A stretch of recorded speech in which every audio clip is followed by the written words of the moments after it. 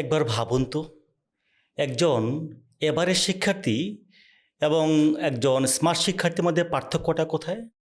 হ্যাঁ, পার্থক্যটা হচ্ছে টাইম ম্যানেজমেন্ট বা সময় ব্যবস্থাপনা।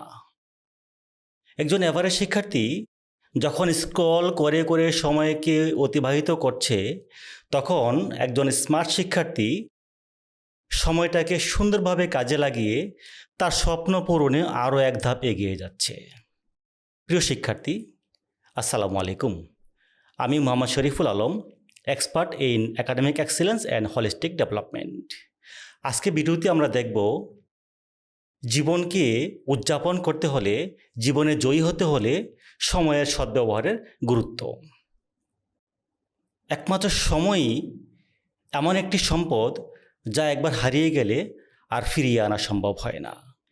জীবনের সাফল্য, ব্যর্থতা, সকল প্রতিযোগিতার কেন্দ্রবিন্দু হচ্ছে সময়। এক গবেষণায় দেখা গিয়েছে যে সকল শিক্ষার্থী সময়কে গুরুত্ব দেয়, সময়কে সম্মান করে, তারা জীবনে 60 ভাগ এগিয়ে থাকে তাদের চেয়ে যারা উদ্দেশ্যহীনভাবে এলোমেলো সময়কে অপচয় করে। জীবনে সময়ের গুরুত্ব নিয়ে আমরা একটি ছোট গল্প শেয়ার করি। দুই বন্ধু রাশেদ এবং মাহাদ। রাশেদ প্রতিদিনই ভাবে আগামীকাল থেকে শুরু করব। এই আগামীকাল আর কোনো দিনই আসে না।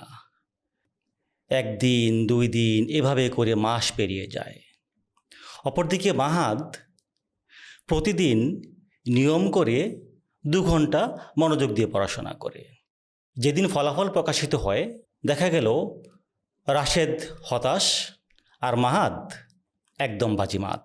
তখন রাশেদ বুঝতে পারল যে ভেবেছিলাম সময় আছে, করে ফেলব, কিন্তু এখন দেখছি সময় হারিয়ে ফেলেছি, তাকে আর ফিরিয়ে আনার কোনো সুযোগ নেই। পৃথিবীতে যত সফল মানুষ রয়েছেন তাদের একটি কমন গুণ রয়েছে, সেটা হলো সময়কে সম্মান করা।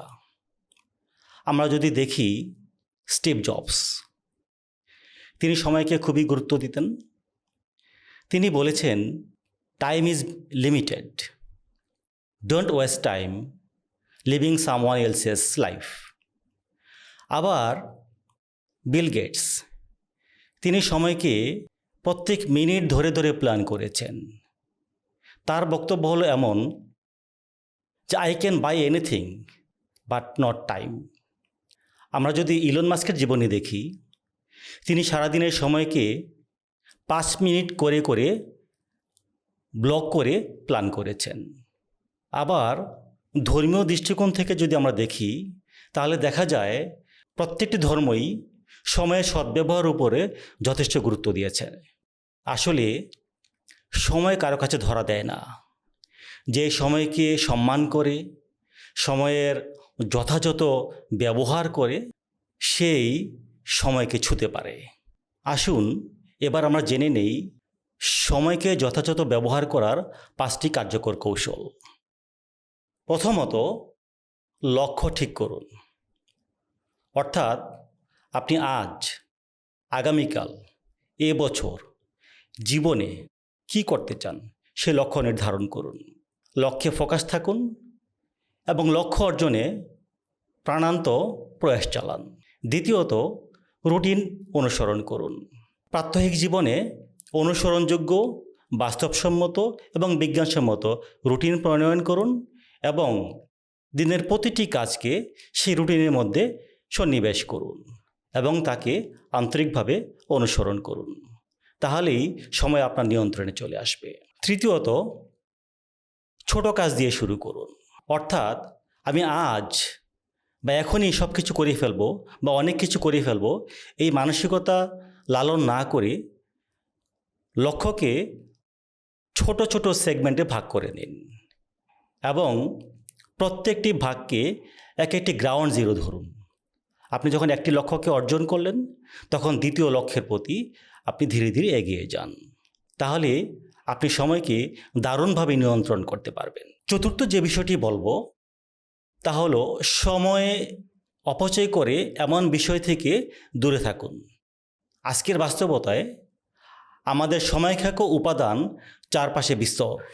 অতএব একজন প্রাজ্ঞজন হিসেবে আপনি নির্ধারণ করবেন আপনি কতক্ষণ সামাজিক যোগাযোগ মাধ্যমে সময় দিবেন। প্রযুক্তিকে আপনি কিভাবে ব্যবহার করবেন, কখন ব্যবহার করবেন এবং কেন ব্যবহার করবেন সেটিকে ডিফাইন করে নিন। তাহলে সময়কে নিয়ন্ত্রণ করা আপনার জন্য সহজ হবে। পঞ্চম যে কৌশলটি শেয়ার করছি তা হলো নিজেকে পুরস্কৃত করুন। অর্থাৎ প্রতিটি ছোট লক্ষ্য অর্জন করার পর নিজেকে একটি উপহার দিন, অন্তত নিজেকে ধন্যবাদ দিন। তাহলে আপনি পরবর্তী লক্ষ্য অর্জনের জন্য অনুপ্রাণিত হবেন, আগ্রহী হবেন এবং লক্ষ্য অর্জনটা অনেক সহজ হয়ে যাবে। পৃথিবীর সকল কালের, সকল শ্রেণীর, সকল মানুষের জন্যে সময় প্রতিদিনের 24 ঘন্টা নির্ধারিত। এই 24 ঘন্টা সময়কে যে প্রজ্ঞাপন্নভাবে ব্যবহার করবে সে সফল হবে, আর যে সময়কে অপচয় করবে সে সময়ের কাছে হেরে যাবে। আসলে সময়কে সম্মান করলে সময় তার প্রতিদান ঠিক বুঝিয়ে দেয়।